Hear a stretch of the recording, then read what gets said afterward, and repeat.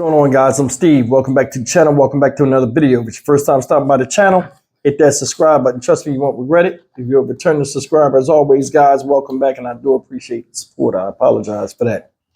Guys, I did a story yesterday about this man right here. This guy's name, may he rest in peace, is Maurice Elmore, 79-year-old senior resident of the Southfield neighborhood out there in Detroit, Michigan. Shout out. This guy tragically lost his life June 10th when, he succumbed to injuries of being robbed, brutally beaten while he was on the street. The perpetrator, who has a name, Stefan Lindsay, age 26, is currently in custody with no bond for the robbery and beating of Mr. Elmore. Now, yesterday I did the story. I was talking about how bad crime is out here and how opportunistic people that prey upon other people are. And, it's just senseless, the violence that are being dropped upon regular citizens just minding their own business. The reason why I'm doing this story is it's an update in the case.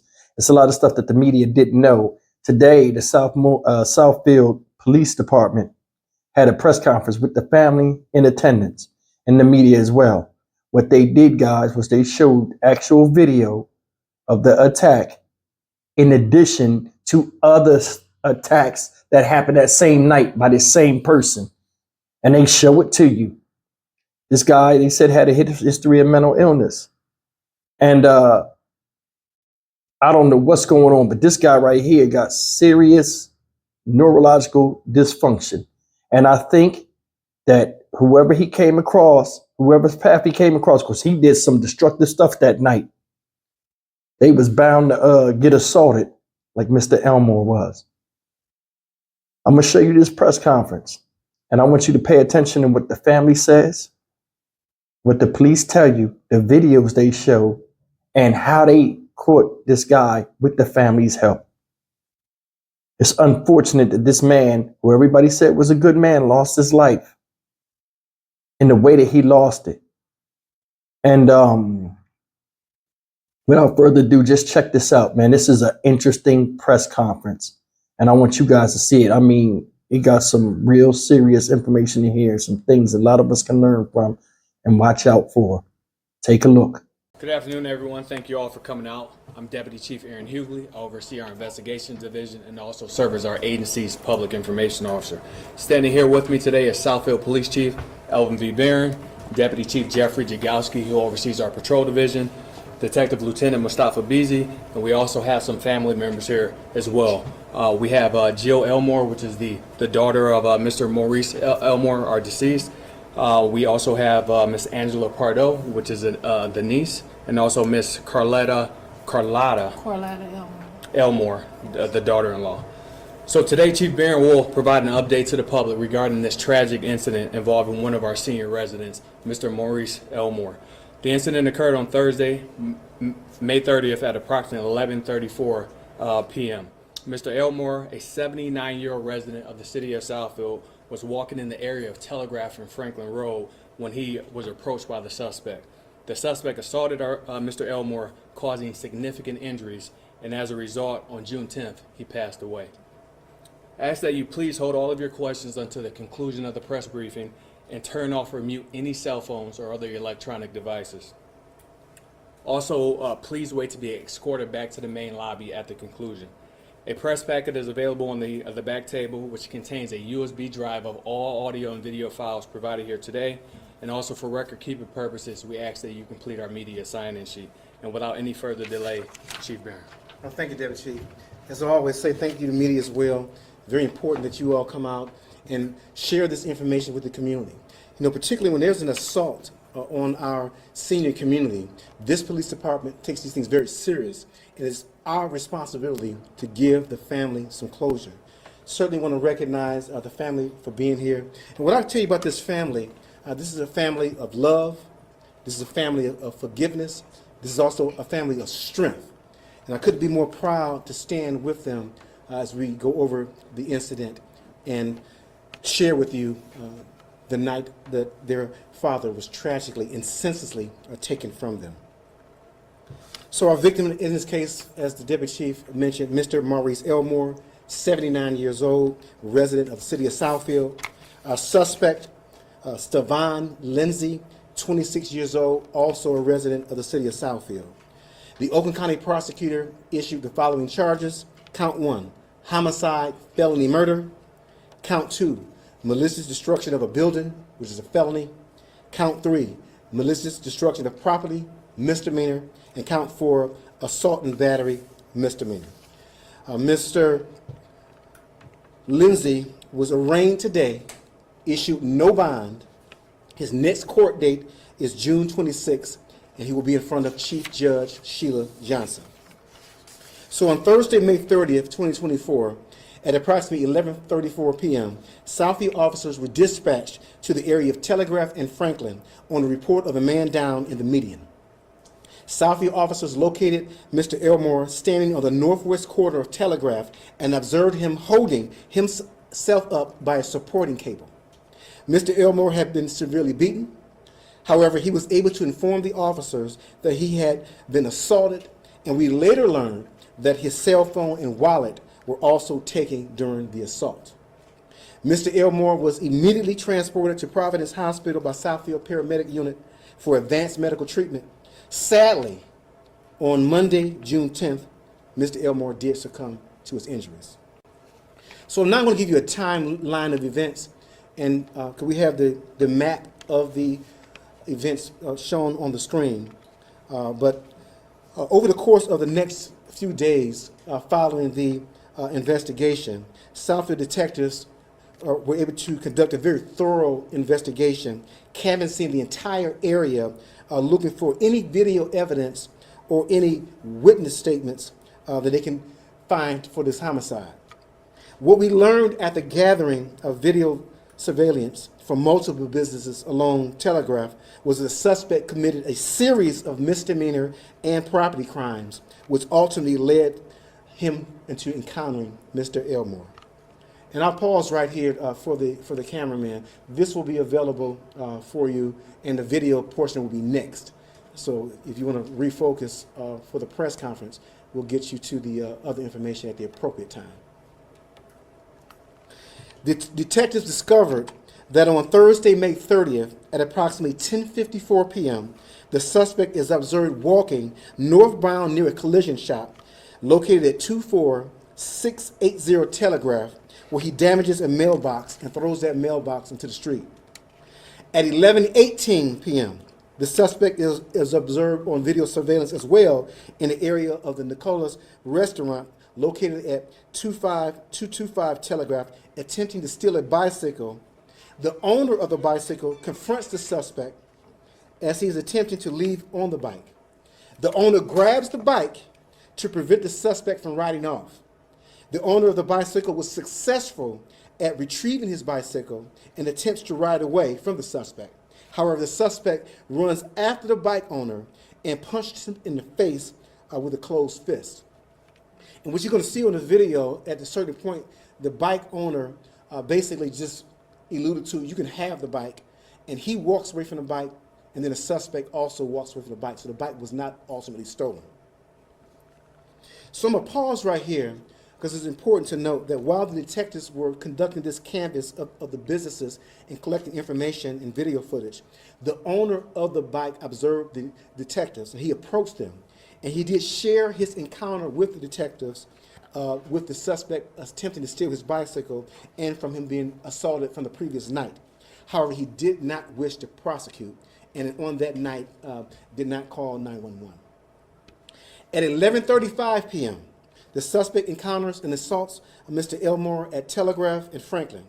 What we can confirm transpired via video surveillance footage is that on Monday the 30th, the suspect is observed walking east across northbound lanes of Telegraph Road. The suspect walks onto the sidewalk and stops at the southwest side of the building. It appears that the suspect is watching Mr. Elmore.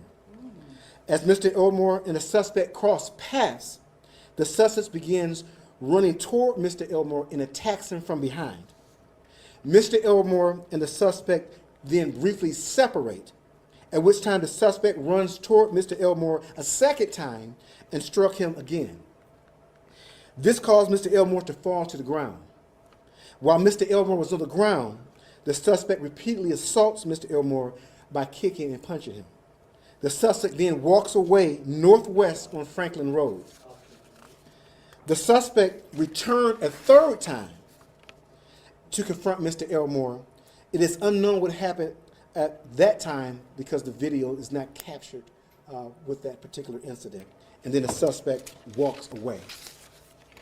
The wallet and cell phone belonging to Mr. Elmore was recovered from the suspect's residence. Our suspect's criminal history consists of narcotic-related offenses, and he also has an outstanding arrest warrant out of Third Circuit Court for probation violation with the original offense of possession of methamphetamines. And we also learned that he also has some mental health disorders. I spoke earlier in my remarks about this family that stands with us. And I want to commend them for getting involved in this investigation. You said, well, Chief, what does that mean the family got involved? Well, the family realized that the cell phone belonging to Mr. Elmore is missing. So they got to thinking, we can log onto his account, look at his recent call log history, and determine who he may have called or who's been using his phone. And they were able to really help the Southfield police officers out in our investigation because now we have immediate evidence of who may have used that phone, what time the phone was operating, rather than waiting on a search warrant to come back from the local provider. So timeline was really minimized thanks to this family getting involved, which ultimately led us to identifying the suspect's residence, was able to speak to the suspect's family members. And we also learned that the suspect used the victim's phone, used Mr. Elmore's phone to call a family member to pick him up from the area of 10 Mile and Evergreen. And so that was significant information, and that's why, again, I commend this family for their courage and then their forethought on getting involved to help our Southfield detectives out. So at this time, if we can dim the lights, I do want to show video of the transactions. The suspect in the video is traveling northbound on Telegraph as he commits the series of assaults and property damage that I shared with you. So this first video will be of the mailbox being damaged and thrown into the road.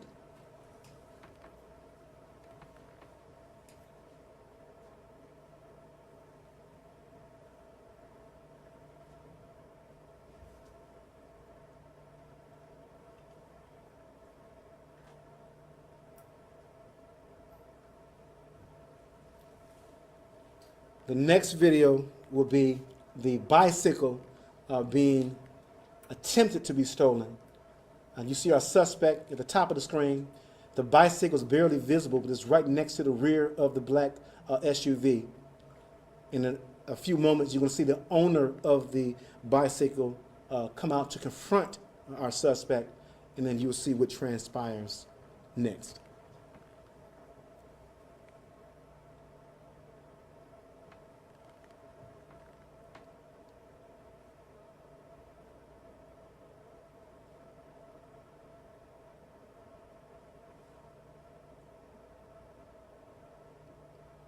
So removing contents from the bicycle. There's the owner.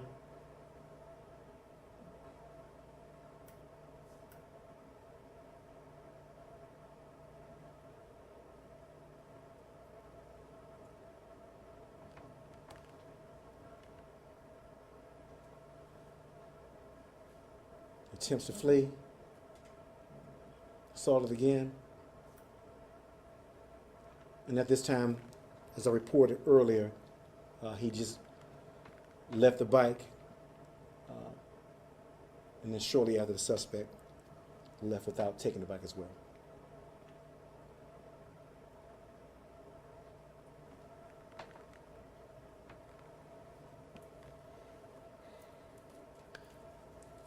So when he leaves here, per the bike owner, this is not captured on videos, when he goes over to the Tim Hortons and throws the concrete through the window at the Tim Hortons restaurant, which is closed at this time, at this hour of the night. But again, that's not captured on video. So we're going to pick up Mr. Elmore and the suspect. Our suspect is at the rear of the screen, walking up, and you're going to see Mr. Elmore at the top of the screen, and then they're going to meet and appear to exchange some type of words.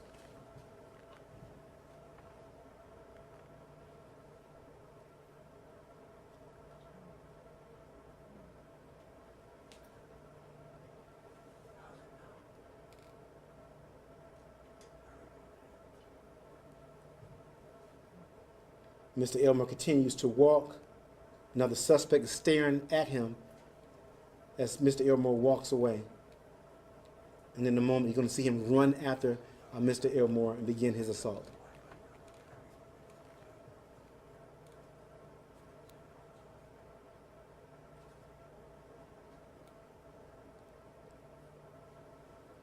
We're going to show you another angle from a different camera view.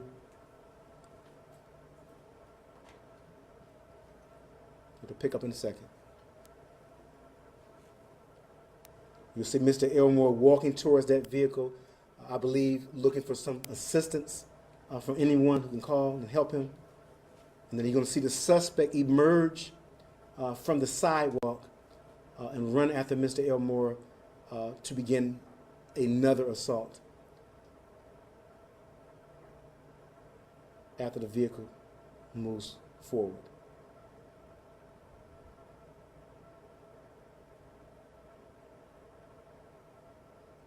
And there's a suspect. We'll pause it there, certainly out of respect for the family, not show the actual assault of their loved one. You please turn the lights on. Also show the wallet and the cell phone evidence. Again, as I mentioned in my remarks, the wallet and cell phone was recovered from the suspect residence as additional proof of the contact that he had with Mr. Elmore during this fatal encounter. So this time I do want to allow for the family to say a few words. Really, when you have a press conference, it's important that give families an opportunity to express to the community, express to everyone what their loved one means to them as a way of them healing. Certainly there's closure as it relates to identifying and charging a suspect, but also there's healing in talking about the love that they have for their loved one. So I'm going to start off with the daughter, Mrs. Jill Elmore. You can please take the podium. Is it okay if I start first? Oh, however Yes, you want. Absolutely. yes. Hello, I'm Angela. I'm the niece of Maurice Elmore. This is so surreal right now, which of course we hear these stories day after day on the news, and you don't think it's going to come to you, but in my mind, I know these things are going to happen to you. I also work in Detroit Public Schools. But this man did no harm to anybody his whole life. And I'm not just saying that because he's my uncle. He was a good man his whole life. And I know he was comfortable in his environment, which might have been his downfall, that at 79, things have changed, people have changed. But he did nothing but good all his life and did not deserve this. The only thing he did for enjoyment was to be around his family. A man of not too, meager means and things, and this is so tragic. But this platform here right now, I want to say, if we don't start reaching these kids when they are young, that have mental illness, emotional illness, drug problems, and we don't start reaching them before they get to the point where they're a menace to society, an adult that's hurting loved ones, taking their lives, hurting families, we are failing. We have got to start getting these kids when they're younger so we don't get to these tragic situations. Rest in peace to my uncle, Maurice Elmore, and I just pray for all the families out here that are suffering. And the police department, the Southfield Police Department is excellent, and I thank them immensely. Thank you, ma'am. Now you hear from a daughter, Mrs. Jill Elmore. Hi.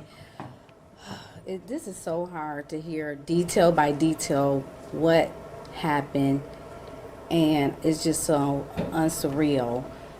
First, I want to thank God for strength to make it through and lead us to signs to where he was at, because he was missing, and then people along the way that helped. The doctors Southfield Police, everybody were excellent. God put good people in our way to solve this case, and I really appreciate it. My father was perfect. He was perfect. There's nothing to say bad about him. He was a loving person. And, you know, Father's Day come in, the perpetrator took that away. But I could say he's off the street. He would not hurt no one else, you know. But I just really appreciate everything. I appreciate the love in this room. I did an interview with Kim, and I appreciate you too, making me feel comfortable. And that's really all I have to say. God bless. Thank you. And we're also going to hear from Ms. Carlotta Elmore as well. Hello. I want to first start off saying thank you for the Southfield Police. And I'm the daughter-in-law of Maurice Elmore. He will be missed truly. And thank God this suspect is off the street. He should not belong on the street, you know. It's unsurreal. It's, you know, I can't believe this is happened, you know, to our loved ones who it had nothing to do with violence or anything like that. He was just, you know, minding his business, and he will be missed. I just want to say, you know, I'm hurt. We all hurt and everything. That's what I got to say. Thank you. Thank you. And that's what I was telling you all, the courage of this family, again, to be here and then share with their dad and their loved one means to them. So this time I'm going to open up the floor for questions. Certainly ask me questions, and also questions to the family as well. Chief, when did the incidents, the series of crimes, when did they begin? Yes, ma'am. So